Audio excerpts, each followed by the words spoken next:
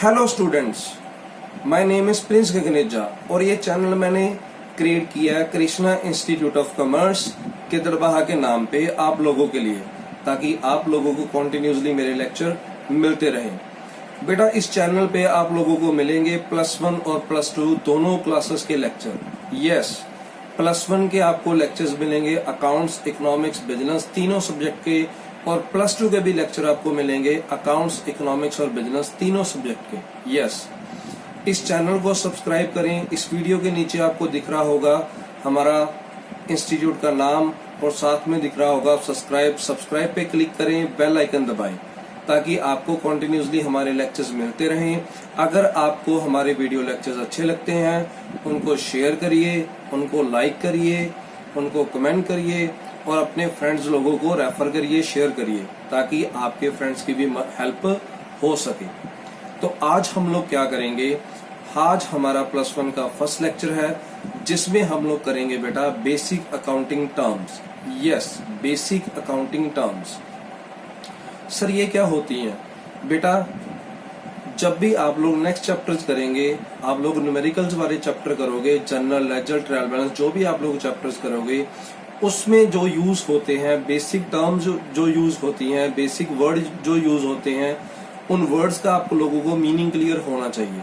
तो first of all, अगर आप अकाउंट स्टार्ट करने जा रहे हैं +1 का, तो आपको बेसिक टर्म्स क्लियर होनी चाहिए।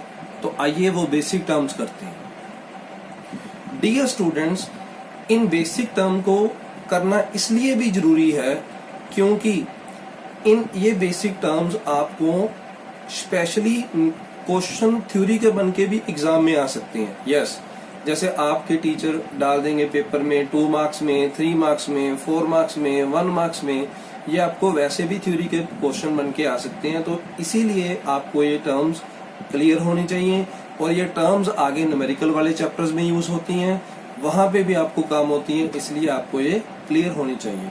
इस पे एमसीक्यू क्वेश्चन बन के आ सकते हैं। ठीक है स्टूडेंट्स, तो आइए हम लोग करते हैं बेसिक अकाउंटिंग टर्म्स। हमारी फर्स्ट टर्म है गुड्स। फर्स्ट डेफिनेशन है जो अकाउंट्स में जो बच्चे जिसमें कंफ्यूज रहते हैं, that definition is goods. Yes, goods. Goods और एसेट में बच्चे बहुत कंफ्यूज रहते हैं। फर्स्ट हम लोग डेफिनेशन करेंगे गुड्स की। तो बेटा गुड्स किसे बोलते हैं? The goods, this include all articles, commodities or merchandise in which the business deals. Thus, cloth would be goods for a dealer in cloth, furniture would be goods for dealer in furniture and so on. Yes, मैं screen को ही अभी पढ़ रहा था। तो बेटा goods का meaning क्या है? बेटा कोई भी बिजनेसमैन जिसका बिजनेस है उस चीज को सेल करना, वो उस बिजनेसमैन के लिए वो चीज क्या है? गुड्स। यस, जिसका बिजनेस है जो चीज सेल करना, उस पर्सन के लिए वो चीज गुड्स हो जाती है और बाकी अदर रिमेनिंग थिंग्स उसके लिए क्या बन जाती हैं? एसेट्स। सर थोड़ा सा क्लियर नहीं हुआ, एग्जाम्पल से बताइए। Yes dear students, for example मेरा क्लॉथ का बिजनेस है, जैसे मैंने आपको स्क्रीन में एग्जाम्पल दे रखी है। फॉर एग्जाम्पल मेरा क्लॉथ का बिजनेस है, तो कपड़े का बिजनेस मैं अगर कर रहा हूं तो क्लॉथ मेरे लिए क्या बन गया? गुड्स। अगर मेरा फर्नीचर का बिजनेस है तो फर्नीचर मेरे लिए क्या बन गया? गुड्स। अगर मेरा कार का शोरूम है, for example I have a showroom of cars, मैं एक शोरूम का ऑनर हूं जिसमें शोरूम में मैंने कार्स रखी हुई हैं, मेरी एजेंसी है होंडा की, मैं कार सेल करता हूं। तो अगर मैं कार सेल कर रहा हूं, कार मेरे लिए क्या बन गई? गुड्स। यहाँ पे मैं आपको गुड्स और एसेट का डिफरेंस बड़े अच्छे से क्लियर करता हूँ एग्जांपल से। फॉर एग्जांपल मेरा कार का शोरूम है, मैं कार सेल कर रहा हूँ, तो वो मेरे लिए क्या बन चुकी है? गुड्स। लेकिन बेटा शोरूम स्टार्ट करने के लिए हमें क्या चाहिए होगी? शोरूम स्टार्ट करने के लिए हमें चाहिए होगी बिल्डिंग। तो ऐसा तो नहीं है कि कार रोड पे खड़ा कर देंगे हम लोग, उसके लिए क्या चाहिए होगी? बिल्डिंग। तो कार का शोरूम है, कार तो मेरे लिए क्या है? गुड्स। लेकिन शोरूम के लिए मुझे बिल्डिंग चाहिए, बिल्डिंग मेरे लिए क्या है? एसेट्स। शोरूम में अगर कस्टमर आएंगे तो कस्टमर्स को बिठाऊंगा किस पे मैं? फर्नीचर पे। फर्नीचर भी मेरे लिए क्या है? एसेट्स। तो मेरे लिए कार गुड्स बन गई, क्योंकि वो चीज सेल करना मेरे लिए बिजनेस है। मेरा बिजनेस बिल्डिंग सेल करना नहीं है, लेकिन शोरूम के लिए बिल्डिंग चाहिए। बिल्डिंग मेरे लिए क्या बन गई? एसेट। Yes, asset. फर्नीचर मेरे लिए क्या हो गया? एसेट। तो मुझे लगता है आपको गुड्स की डेफिनेशन बड़े अच्छे से क्लियर हो चुकी है। वन मोर थिंग, बेटा ये जरूरी नहीं है कि अगर कोई चीज किसी पर्सन के लिए गुड्स है वो हर पर्सन के लिए गुड्स ही रहे। फॉर एग्जाम्पल, अगर मेरा कार का बिजनेस है, कार मेरे लिए गुड्स है, लेकिन कोई टैक्सी ड्राइवर अगर मेरे शोरूम से कार परचेज कर रहा है तो उसका तो बिजनेस नहीं है कार परचेज सेल करना, उसके लिए कार क्या बनेगी? एसेट। यस, तो मैं आपको रिपीट कर देता हूँ, जो बंदा जिस चीज का बिजनेस कर रहा है उसके लिए वो चीज क्या है? गुड्स। बाकी चीजें उसके लिए क्या है? एसेट्स। तो आपको गुड्स की डेफिनेशन बड़े अच्छे से क्लियर हो गई है मुझे लगता है। तो आइए अब हम लोग करते हैं नेक्स्ट अकाउंटिंग टर्म्स, जो क्या है? जो अकाउंटिंग टर्म है हमारी एसेट। Yes, asset. तो बेटा what is the meaning of asset? Asset का मीनिंग अब हम डिस्कस करेंगे। एसेट का मीनिंग क्या है? Any item of economic value owned by an individual or corporation, especially that which could be converted to cash। Asset हम लोग किसे बोलेंगे बेटा? एसेट किसे बोलेंगे? एसेट बोलेंगे हम लोग अगर हमारे पास कोई भी ऐसी वस्तु है, कोई भी ऐसी कमोडिटी है जिसकी कुछ ना कुछ इकोनॉमिक वैल्यू है। Sir, economic value mean to say बेटा, इकोनॉमिक वैल्यू का मतलब होता है हमारे पास ऐसी कोई भी प्रॉपर्टी है, हमारे पास ऐसी कोई भी कमोडिटी है जिसको हम बाद में कैश में कन्वर्ट कर सकते हैं। उस चीज को हम लोग क्या बोलते हैं? एसेट्स। यस, उस चीज को हम लोग क्या बोलते हैं? Assets. There are various examples of assets. For example, cash तो एसेट होगा ही होगा, क्योंकि वो तो खुद ही एक इकोनॉमिक थिंग है, इकोनॉमिक वैल्यू है उसकी, कैश की।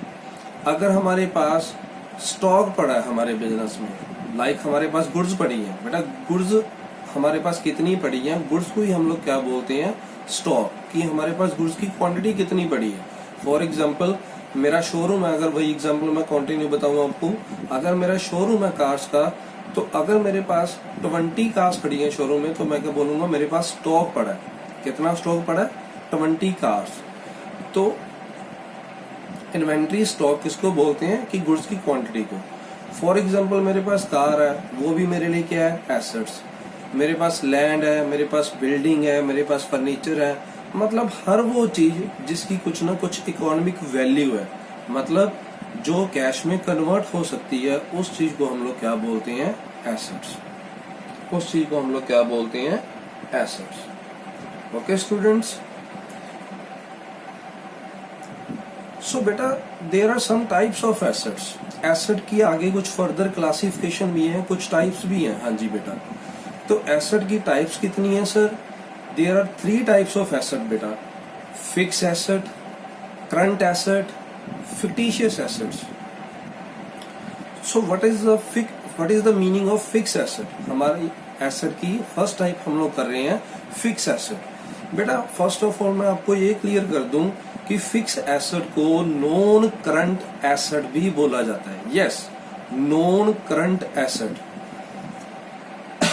सॉरी स्टूडेंट्स, फिक्स एसेट को नॉन करंट एसेट भी बोला जाता है। तो सर फिक्स एसेट का मीनिंग क्या होता है? डियर स्टूडेंट्स, फिक्स एसेट का मीनिंग होता है जिस एसेट को हम लोग कैश में कन्वर्ट कर सकते हैं मोर देन 12 मंथ्स में। Yes, more than 12 months, 1 year जिसे हम बोल सकते हैं। यहाँ पे टाइम पीरियड स्पेसिफाई करना जरूरी है।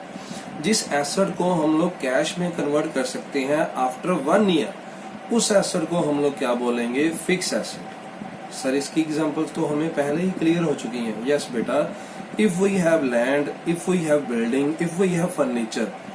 बिजनेस में अगर मेरा कार का बिजनेस है, मेरे पास बिल्डिंग है, फर्नीचर है, तो मैं विद इन 1 ईयर तो इन्हें सेल करता नहीं रहता ना, मैं एक साल के बाद ही इन्हें चेंज करता हूँ ना। तो इसे जो एसेट को हम लोग जल्दी जल्दी सेल नहीं करते, जो कैश में कन्वर्ट नहीं होती 1 साल में, उन एसेट को हम लोग क्या बोलते हैं, fix assets. Land, building, furniture, machine, car, there are so many examples of fix asset. Okay students, Raje first fix asset की आगे फर्दर क्लासिफिकेशन भी है। यस, फिक्स एसेट की आगे दो टाइप्स हैं आगे, tangible and intangible. Tangible assets are those assets which can be touch and which can be seen, यानी जिस एसेट को हम लोग टच भी कर सकते हैं और देख भी सकते हैं, टच भी कर सकते हैं और देख भी सकते हैं, उन एसेट को हम लोग क्या बोलते हैं, टेंजिबल फिक्स एसेट्स। क्योंकि ये फिक्स एसेट की टाइप है तो पूरा क्या बोलेंगे, टेंजिबल फिक्स एसेट्स और टेंजिबल एसेट्स। तो बेटा टेंजिबल एसेट की एग्जांपल्स क्या होती है, टेंजिबल एसेट की एग्जांपल होती है लैंड, बिल्डिंग, फर्नीचर, जिसको हम टेंजिबल, जिसको हम लोग क्या कर सकते हैं, टच कर सकते हैं, उसको क्या बोल देते हैं, टेंजिबल एसेट्स। तो बेटा सेकंड टाइप क्या है फिक्स एसेट की, सेकंड टाइप है इंटेंजिबल एसेट्स। इंटेंजिबल एसेट किसे बोलते हैं, जिस एसेट को हम लोग टच नहीं कर सकते, जिस एसेट को हम लोग देख नहीं सकते, जिसको टच नहीं किया जा सकता, जिसको देखा नहीं जा सकता, उस एसेट को हम लोग क्या बोलते हैं, intangible asset. Yes, intangible asset. For example, हमारे पास किसी चीज का लाइसेंस है, मैंने बिजनेस स्टार्ट करना है, फॉर एग्जांपल मैंने मेडिकल ही स्टार्ट करी है। मेडिकल के लिए बेटा आपको पता होगा कि हमें लाइसेंस चाहिए होता है। तो अगर मेरे पास एक लाइसेंस है, मैंने गवर्नमेंट से लाइसेंस लिया हुआ है, मैंने ग्रेजुएशन करके अपनी डिग्री कंप्लीट करके वो लाइसेंस लिया हुआ है, तो वो लाइसेंस एक तरह का क्या है, हमारी एसेट ही है, उसकी भी इकोनॉमिक वैल्यू है, क्योंकि उस लाइसेंस को आगे रेंट पे भी दिया जा सकता है, उसकी भी कोई ना कोई एक इकोनॉमिक वैल्यू है, क्योंकि उस पर भी पैसा तो खर्च हुआ है। उसे हम लोग क्या बोलेंगे, इंटेंजिबल एसेट। उसे हम लोग क्या बोलेंगे, intangible assets. And some there are other types of intangible assets also, like we have patent, we have copyright. तो सर पेटेंट कॉपीराइट क्या होता है बेटा, पेटेंट का मतलब होता है कि हमारे पास किसी प्रोडक्ट को बनाने की कुछ स्पेशल रेसिपी या कुछ टेक्निक है, उस टेक्निक को हम लोगों ने क्या कर लिया, उस टेक्निक को हम लोगों ने क्या कर लिया, एक अप्रूव्ड बना लिया, एक गवर्नमेंट से अप्रूवल ले ली, रिटर्न में अप्रूवल ले ली कि हमारे प्रोडक्ट की अब कोई कॉपी नहीं कर सकेगा। तो उस चीज को क्या बोलते हैं, पेटेंट या फिर कॉपीराइट्स। तो ये भी एक तरह की एसेट ही है, इसे क्या बोलते हैं, इंटेंजिबल एसेट्स। सर ये एसेट कैसे हुई बेटा, अगेन इस पे कुछ ना कुछ पैसे तो खर्च हुए हैं ना, इकोनॉमिक वैल्यू तो है उसकी, तो इसीलिए हम लोग इसे क्या बोलेंगे, इंटेंजिबल एसेट्स। तो आइए अब हम आगे बढ़ते हैं। बेटा एसेट की हम लोगों ने फर्स्ट टाइप करी फिक्स एसेट, उसकी आगे दो टाइप कर ली, टेंजिबल एंड इनटेंजिबल।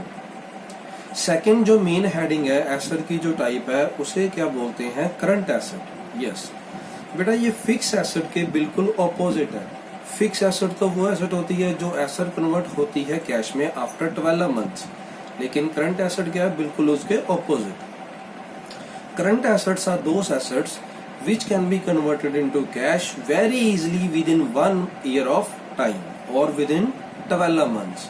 यानी जिन एसेट्स को हम लोग इजिली कैश में कन्वर्ट कर पाते हैं अपने बिजनेस में विद इन 1 ईयर में, विद इन 12 मंथ्स में, उस एसेट्स को हम लोग क्या बोलते हैं, करंट एसेट्स। यस, उन एसेट्स को हम लोग क्या बोलते हैं, current assets. For example we have cash, cash is also current asset, उसे तो कैश में कन्वर्ट करने की जरूरत ही नहीं है। And if we have a stock, inventory, अगर हमारे पास गुड्स का स्टॉक पड़ा है, हमारे पास इन्वेंट्री पड़ी है, उसको भी क्या बोलते हैं हम लोग, करंट एसेट। क्योंकि हम अगर हमारे पास गुड्स पड़ी हैं, जो बिजनेस सेल करना हमारा बिजनेस है, जो गुड्स सेल करना हमारा बिजनेस है, वो भी हम लोग एक साल में बीच में, एक साल के अंदर अंदर उसे कैश में कन्वर्ट इजिली कर लेते हैं, तो उसे क्या बोलते हैं, उसे भी current asset. Another example, if we have debtors, yes, DEBTORS, debtors, यहाँ पे भी साइलेंट है बेटा, इसे डेटर्स बोला जाता है।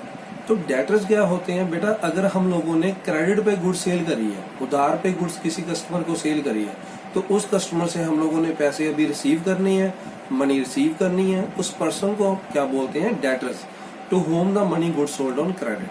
तो डेटर भी हमारे लिए क्या है, अगेन करंट एसेट्स, क्योंकि वो भी इजीली कैश में कन्वर्ट हो ही जाएंगे विद इन 1 ईयर। तो इसे क्या बोलते हैं, करंट एसेट। तो all these examples are of current assets like cash, stock, debtors. तो ये कंसेप्ट भी हमारा इजीली कंप्लीट हो गया। तो नेक्स्ट कंसेप्ट है डियर स्टूडेंट्स, फिक्टिशियस एसेट्स। बेटा this definition is too much important. ये डेफिनेशन काफी इंपॉर्टेंट है, इसको अच्छे से सुनना। कई +2 के स्टूडेंट्स को ये पता नहीं होती इवन की। जब मैं पूछूं कई बार अपने ट्यूशन पे, अपने इंस्टीट्यूट पे, कई बार बच्चों को अगर मैं डाउट पूछता हूँ, अपने स्कूल में पूछता हूँ, तो कई बार भैया बच्चों को पता नहीं होती। तो आपने इस डेफिनेशन को अच्छे से सुनना। What is fictitious assets? बेटा फिक्टिशियस एसेट्स क्या होती है? Those assets are called fixed assets which can not be touch, which can not be seen and, यहां पे मैं एंड लगा रहा हूं, which can not be touch, which can not be seen and which has no sale value. Yes, which has no sale value. उन assets को क्या बोला जाता है? Fictitious assets. सर ये क्या बात हुई? जिन एसेट्स को हम लोग कैश में कन्वर्ट कर ही नहीं पाएंगे तो वो कैसे एसेट बन गए? बेटा बताता हूं, मैं एग्जांपल से क्लियर करता हूं, जल्दी मत करिए। फिक्टिशियस एसेट्स किसे बोला जाता है? फॉर एग्जांपल यहाँ पे मैं आपको एग्जांपल देना चाहूंगा डेफर्ड रेवेन्यू एक्सपेंडिचर की। यस, डेफर्ड रेवेन्यू एक्सपेंडिचर की। वो डेफिनेशन वैसे बाद में डिस्कस करेंगे। डेफर्ड रेवेन्यू एक्सपेंडिचर की एग्जांपल में आते हैं एडवर्टाइजमेंट एक्सपेंडिचर। एडवर्टाइजमेंट एक्सपेंडिचर को बेटा फिक्टिशियस एसेट्स भी बोला जाता है। अब एडवर्टाइजमेंट एक्सपेंडिचर को फिक्स एसेट क्यों बोला जाता है? बिकॉज बेटा अगर किसी कंपनी ने कोई एडवर्टाइजमेंट पे पैसा खर्च किया, वो कंपनी कभी भी उस एक्सपेंडिचर को, एडवर्टाइजमेंट के एक्सपेंडिचर को, कभी भी उस एक्सपेंडिचर को कंपनी अपना खर्चा नहीं मानती। कभी भी उसे अपने 1 साल के अकाउंट्स में वो उसे एक्सपेंस रिकॉर्ड नहीं करती। क्यों नहीं रिकॉर्ड करती वो उसे? क्योंकि कंपनी अब वो उसे 1 साल का खर्चा मान ही नहीं सकती। क्योंकि हर कंपनी, हर ऑर्गेनाइजेशन, हर बिजनेसमैन ये मान के चलता है कि एडवर्टाइजमेंट का जो एक्सपेंडिचर होता है, जो एड का बेनिफिट जो मिलता है, वो मोर देन 12 मंथ्स के लिए मिलता है। मोर देन 12 मंथ्स के लिए मिलता है कस्टमर को वो बेनिफिट। वो कैसे सर?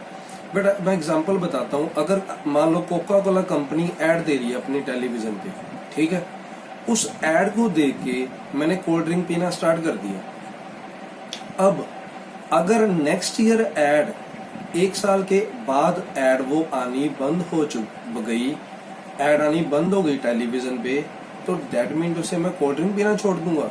नहीं, मैं कोल्ड ड्रिंक तो पीऊंगा।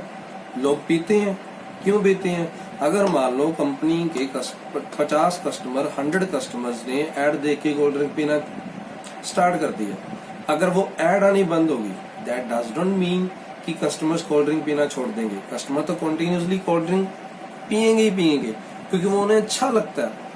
दे have taste, they have preference. उन्हें वो प्रोडक्ट अच्छा लगता है, टेस्टी लगता है, उनकी प्रेफरेंस है वो।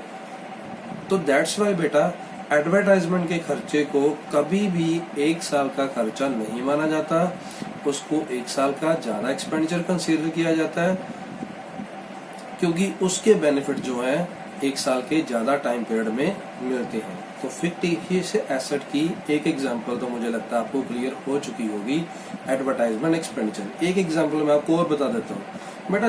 बिजनेस स्टडी के लिए वीडियोस भी मैं आपके लिए अपलोड करूंगा इस चैनल पे।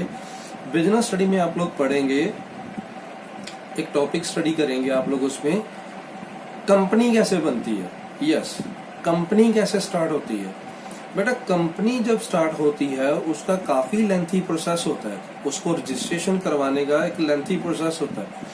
तो उस प्रोसेस कंपनी जब तक नहीं बनती, जब तक कंपनी रजिस्टर्ड नहीं होती, लॉ के अकॉर्डिंग उसकी रजिस्ट्रेशन नहीं करवाई जाती, कंपनी स्टार्ट करने से पहले जो आपके एक्सपेंडिचर हो गए, उन एक्सपेंडिचर को बोला जाता है प्रीलिमिनरी एक्सपेंस। तो बेटा उस एक्सपेंसेस को भी कंपनी कभी भी 1 साल का खर्चा नहीं मानती, कभी भी 1 साल का खर्चा नहीं मानती। क्यों नहीं मानती? क्योंकि पहले साल में अगर कंपनी ने अपने अकाउंट्स में इतने खर्चे शो कर दिए तो कंपनी की इनकम बहुत कम शो हो जाएगी या फिर लॉस शो हो जाएंगे। फर्स्ट ईयर में ही कंपनी की इमेज काफी खराब हो जाएगी।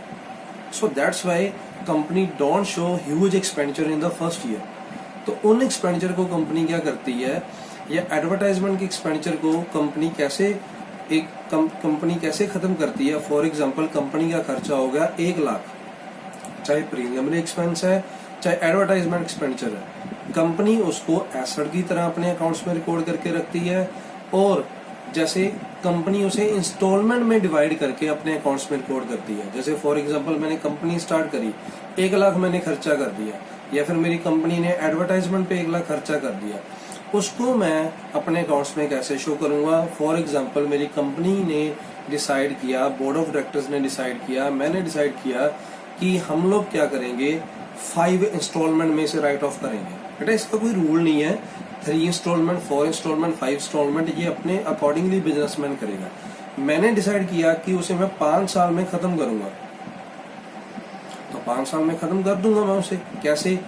इस साल मैंने 20,000 रिकॉर्ड कर लिया, नेक्स्ट ईयर 20,000 रिकॉर्ड कर लिया, नेक्स्ट ईयर 20,000 रिकॉर्ड कर लिया, 20 करके उसे मैं क्या कर दूंगा, 5 सालों में उसे अपने अकाउंट्स में खत्म कर दूंगा। तो इसे हम लोग बोलते हैं फिक्टिशियस एसेट्स। तो डियर स्टूडेंट्स, आज के लिए सिर्फ इतना ही आपके लिए। हमारी फिक्स एसेट, हमने एसेट्स की डेफिनेशन कर लिया, आज गुड्स की डेफिनेशन कर ली। हम लोगों ने गुड्स के बाद एसेट किया, फिक्स एसेट किया, करंट एसेट किया, फिक्टिशियस एसेट किया। आप ये कंसेप्ट अच्छे से स्टडी करिए। नेक्स्ट वीडियो में हम लोग नेक्स्ट बेसिक कंसेप्ट डिस्कस करेंगे। आज के लिए थैंक यू, शुक्रिया। मैं अगेन आपको रिमाइंड करा दूं कि मेरे वीडियो लेक्चर अगर आपको अच्छे लगते हैं, इन्हें शेयर करिए, अपने फ्रेंड्स में शेयर करिए, कमेंट करिए, लाइक करिए हमारी वीडियोस को, ताकि हमारा कॉन्फिडेंस और ज्यादा बिल्डअप हो, हमारा कॉन्फिडेंस लेवल, हमारा मोरल लेवल और ज्यादा बिल्डअप हो। और अगर अभी तक आपने चैनल सब्सक्राइब नहीं किया है तो वीडियो के नीचे आपको नाम दिख रहा होगा चैनल का, कृष्णा इंस्टीट्यूट ऑफ कॉमर्स, और साथ में दिख रहा होगा सब्सक्राइब पे क्लिक करें, बेल आइकन दबाएं और आपको कंटिन्यूसली हमारे वीडियो लेक्चर्स मिलते रहें। Again thank you so much.